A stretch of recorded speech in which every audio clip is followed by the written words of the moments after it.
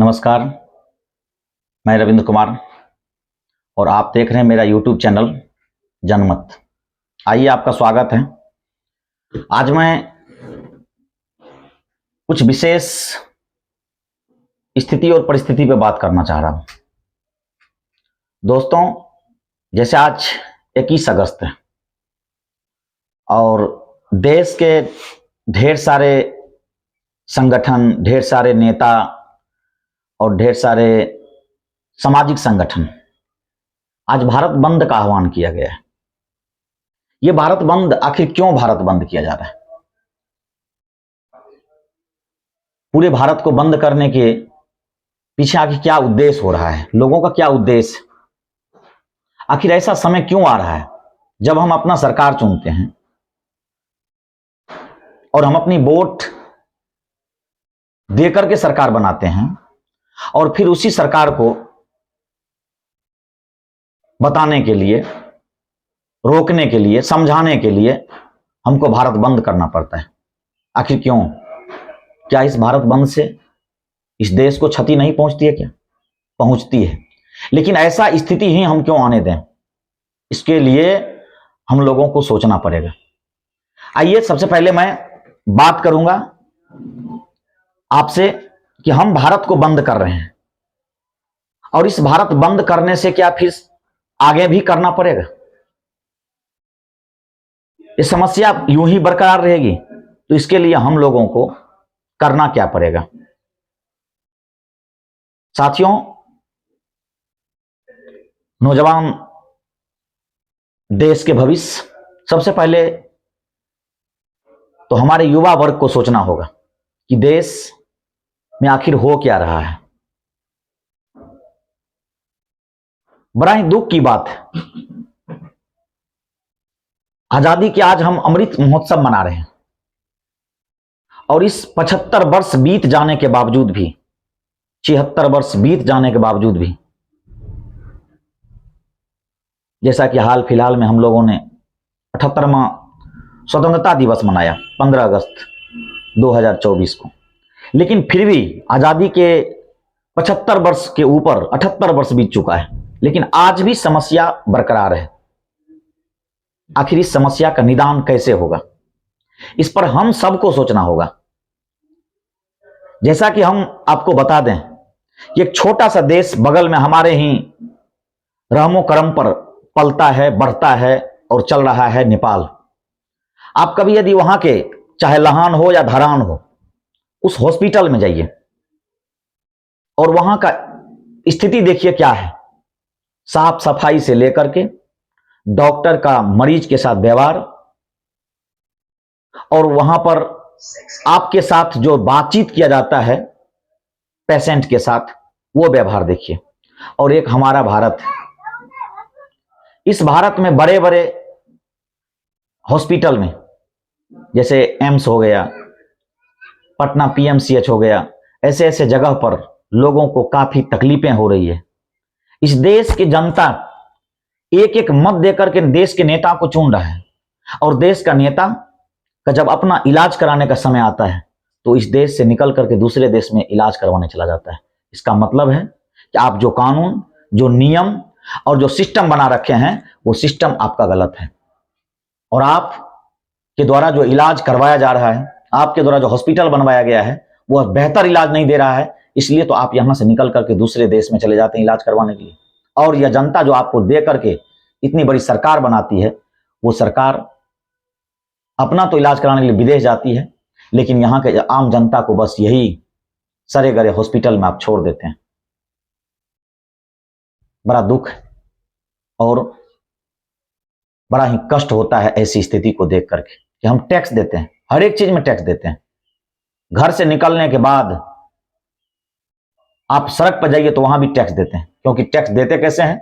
आखिर बस में चढ़ते हैं, बस में पैसा देते हैं, तो बस में पैसा जो आज कहीं जाने का 50 रुपया 100 रुपया भाड़ा लेता है, तो बस वाले भी टैक्स देता है। पेट्रोल खरीदता है, वो टैक्स देता है। वो सब भाड़ा और सब टैक्स आपके ऊपर आता है और इस टैक्स से देश चल रहा है, लेकिन इस व्यवस्था को दुरुस्त नहीं किया जा रहा है। आखिर इसके पीछे क्या कारण है? कौन इस सिस्टम में जिम्मेदार है और कैसी सरकार हमारी होनी चाहिए? आइए इसी सब पर बात करते हैं। मैं आपसे यही कहना चाहता हूं कि सबसे पहले आप अपनी वोट की अहमियत को समझिए। आपका एक एक वोट एक तिनका को भी पहाड़ बना सकता है। आपका एक एक वोट एक गरीब व्यक्ति को भी संसद भवन भेज सकता है। आपका एक एक वोट एक साधारण परिवार में पले बढ़े व्यक्ति को भी भारत के सिंहासन पर बैठा सकता है, भारत का सर्वोच्च पद दे सकता है, जिसका जीता जागता उदाहरण आज देख रहे हैं कि हमारे देश के वर्तमान प्रधानमंत्री नरेंद्र दामोदर दास मोदी जी, जो आए दिन कहा करते थे कि मेरा पिता चाय बेचता था और हम भी चाय बेचते थे और हम 35 साल तो कभी 40 साल बोलते हैं कि हम भिक्षा मांग के खाएं। दोस्तों, जब एक भिखारी प्रधानमंत्री बन सकता है, एक भिखारी प्रधानमंत्री बन सकता है इस देश में, आखिर वो कैसे? एक पत्थर तोड़ने वाली महिला लोकसभा सांसद बन सकती है, एक कपड़ा धोने वाली महिला विधान परिषद सदस्य बन सकती है, एक मंदिर में जो संत पूजा पाठ करते थे आज वो उत्तर प्रदेश जैसे रियासत का मुख्यमंत्री बन सकते हैं। आखिर ये कैसे हुआ? तो सबका जवाब एक है, वो है संविधान। आज यदि आप ये सब बन रहे हैं, गरीब से गरीब लोग, चाहे मंदिर से निकल करके बाबा या कोई भी इस ऊंचे ऊंचे पद पर जाकर के अपने राज्य को, अपने प्रांत को, अपने देश को सुशोभित कर रहे हैं, तो उसमें एकमात्र कारण है संविधान, और वो एक देन है आपका संविधान। और वो संविधान जो बाबा साहब अम्बेडकर ने किसी जाति, वर्ग और समाज के लिए नहीं बल्कि सबों के लिए समान तैयार किया, इसीलिए आज वो संविधान हम सबको अधिकार देता है, चाहे वो शिक्षा का अधिकार हो, समानता का अधिकार हो, शोषण के विरुद्ध अधिकार हो, धार्मिक स्वतंत्रता का अधिकार हो, और अभी जो रविंदर बोल रहे हैं, हम जो बोल रहे हैं, ये अधिकार हो, ये सब का सब अधिकार संविधान देता है। इसीलिए इस जरूरी है इस संविधान को बचाने का। आज हमारी यह सरकार आए दिन विभिन्न माध्यम से हमारी संविधान पर बराबर चोट करते रहती है।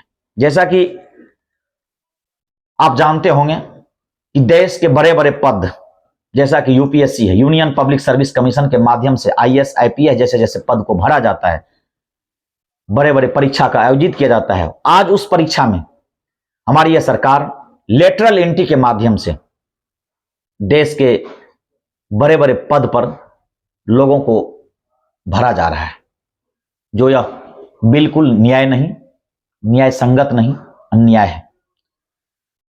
आज इस समाज के लोग पढ़ लिख करके जब यह पद पाना चाह रहा है, हर एक समाज के लोग आज पढ़ना लिखना सीख गया है, पढ़ लिख रहा है, आरक्षण ही सही उसके माध्यम से जब उस पद तक पहुंचता है, तो यह आज सरकार हमारी लेटरल एंट्री निकाल करके हमारे समाज के लोगों को बरगलाना चाह रहा है।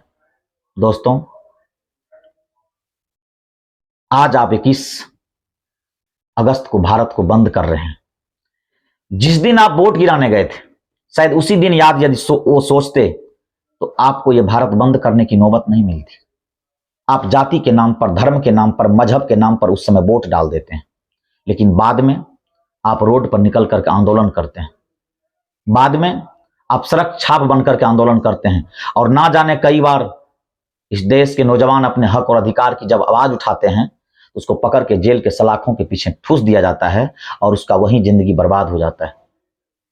मैं आपसे निवेदन करता हूं कि आप अपने बच्चे के शिक्षा के साथ साथ आप खुद भी समझिए, और ये बात को आप यकीन मानिए कि जब तक आप अपने आप को जानिएगा नहीं, आप अपने आप को पहचानिएगा नहीं, इस देश का जो बहुसंख्यक आबादी है उसके हक और अधिकार को आज 70 वर्ष नहीं 78 वर्ष से छीना जा रहा है।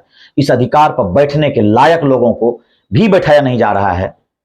तो आपको जगना होगा, आपको लड़ना होगा और आपको आगे आना होगा, तब आकर के आपका समाज बदल सकता है। जैसा कि आए दिन हम देख रहे हैं कि आरक्षण से लेकर के संविधान पर बराबर हमला बोला जा रहा है, लेकिन इस देश में 131 सांसद है जो एससी, एसटी और इस नीचे समाज से है, जिसके सीट पर किसी दूसरे की वैकेंसी नहीं हो सकती है। ये सिर्फ और सिर्फ एससी, एसटी 131 सीट पर चुनाव लड़ सकता है, और यह देश में उसकी आबादी लगभग 20 से 22% है।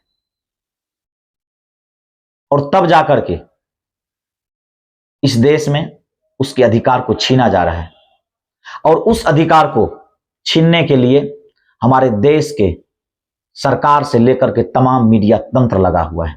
तो ऐसे स्थिति में मेरे जैसे एक साधारण सा व्यक्ति आज यह चैनल बनाया है और आपको, जो हम अपने आसपास के लोग को जगाते हैं, आज से हम यह प्रयास करने जा रहे हैं कि इस चैनल के माध्यम से हम दबे कुचले और दलितों को, पिछड़ों को, अल्पसंख्यकों को, माइनॉरिटी को, ये दबे हुए लोगों को जगाने का प्रयास करेंगे। और आप जगिए, समझिए और आगे बढ़ने का प्रयास कीजिए। मेरे दोस्तों, मेरे भाइयों, मेरे बहनों, समस्या बहुत जकड़ा हुआ है। 75 से 78 वर्ष आजादी को बीत चुका है, हम अमृत महोत्सव में हैं, लेकिन देश में लोगों को आज भी 5 किलो अनाज पर जिंदा रहना पड़ता है। हमारी सरकार कह रही है कि देश आगे निकल रहा है, हमारी सरकार कह रही है देश विकसित हो रहा है, और हमारी सरकार कह रही है कि हम विश्वगुरु बनने वाले हैं।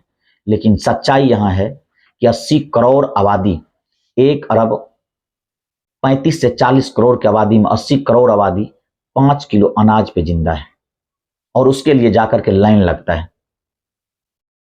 यही शर्म की बात है। वादा बहुत बहुत बड़ा बड़ा करते हैं, घोषणाएं बहुत बड़ा बड़ा करते हैं, ख्वाब बहुत लंबा दिखाते हैं, लेकिन हकीकत में ऐसा कुछ नहीं है। इसीलिए मैं आपको कहूंगा कि इस लेटरल एंट्री के माध्यम से जो ये हमारे देश के बड़े बड़े परीक्षा में लोगों को लाया जा रहा है, इसके लिए आवाज बुलंद होनी चाहिए। अच्छा बात है, आज आप भारत को बंद कर रहे हैं, इससे सरकार को संदेश जाएगा। लेकिन मैं आपको आगाह करना चाह रहा हूं कि आप जाति, पाति, धर्म, मजहब से ऊपर उठ करके जो आपके अधिकार की बात करता हो, उसके अधिकार के लिए आप लड़िए, उसके अधिकार के लिए आप उसके साथ रहिए, उसके अधिकार, वो जो आपके अधिकार की बात कर रहा है, ऐसे लोगों के साथ रहिए जिससे कि आपका अधिकार बचे। जाति आपका अधिकार नहीं बचा सकता है, जो आपके लिए लड़ रहा है वो आपका अधिकार बचा सकता है। इसीलिए आज तेजस्वी यादव से लेकर के चिराग पासवान तक सभी नेताओं ने जब सरकार के इस लेटरल एंट्री का आवाज उठाया, विरोध किया, ऐसे ऐसे ढेरों नेता हैं जो हमारे पक्ष के सरकार और विपक्ष के सरकार में भरे पड़े हैं, लेकिन एक भी व्यक्ति के मुंह में आवाज नहीं है, क्योंकि वह यदि बोलता है तो उसका अगले साल का टिकट छीना जाएगा, उसके अगले साल का ये पद छीना जाएगा, हो सकता है तो उसको मंत्रालय से बाहर कर दिया जाएगा। तो आप समझिए, ऐसे ऐसे लोग को वोट मत कीजिए जो आपकी आवाज के बजाय अपने परिवार के आवाज को बुलंद करने के लिए, अपने परिवार के पेट को भरने के लिए संसद में गौन होकर के आपके वोट से गया तो है, लेकिन वो आपके वोट लेकर के जाकर के संसद में मलाई मार रहा है। आने वाले भविष्य में ऐसे लोगों का बहिष्कार कीजिए समाज से, और आपकी हक और अधिकार का जब आवाज नहीं उठा रहा हो तो ऐसे लोगों को बैकआउट कीजिए। दोस्तों, जहां तक आज सुप्रीम कोर्ट कुछ संशोधन करने जा रहा है, मैं बता दूं कि ऐसा माना जाता है कि सुप्रीम कोर्ट को यह अधिकार नहीं है, यह सिर्फ और सिर्फ संसद कर सकती है, और संसद से अधिकार छीन करके सुप्रीम कोर्ट आज उस पर अपना पहल देने जा रहा है। सुप्रीम कोर्ट को एक अधिकार नहीं है, यह सुप्रीम कोर्ट के अधिकार से बाहर है। लेकिन फिर भी सरकार, मैं आपको सरकार के इस षड्यंत्र को मैं बता दूं कि सरकार के ही माध्यम से जो राष्ट्रपति बनते हैं और उसी राष्ट्रपति के द्वारा सुप्रीम कोर्ट के मुख्य न्यायाधीश को चुना जाता है, मनोनीत किया जाता है, और वही मनोनीत जो सुप्रीम कोर्ट के अन्य न्यायाधीश होते हैं, राष्ट्रपति के द्वारा ही सुप्रीम कोर्ट के मुख्य न्यायाधीश से सलाह लेकर के अन्य न्यायाधीश को मनोनीत किया जाता है। और यहां कोई परीक्षा नहीं होती है, बल्कि ये मनोनयन है, और यहां कॉलेजियम सिस्टम है, और कॉलेजियम सिस्टम से ये लोग सुप्रीम कोर्ट के जज बनते हैं, मुख्य न्यायाधीश बनते हैं, और उसमें यदि वो संशोधन कर रहा है तो डो टू समझिए, सीधा समझिए कि सरकार का हाथ है, सरकार के इशारे पर हो रहा है, सरकार अपने बना लेकर के सरकार कोर्ट से करवा रही है। इसलिए समझना होगा, ऐसी सरकार का बहिष्कार कीजिए जो आपके हक अधिकार को मार रहा है। आज जब दबे कुचले समाज से बच्चे पढ़ करके आगे निकल रहा है तो रेलवे की वैकेंसियां बंद कर दी गई। आज जब शिक्षा लेकर के आगे निकल रहा है समाज के बच्चे, हर एक समाज के दबे कुचले बच्चे अपनी लगन और मेहनत से जब आगे निकल रहा है, तो आज क्वेश्चन लीक हो रहा है, पेपर लीक हो रहा है, और आपको सचिवालय में ना जाकर के आपको शौचालय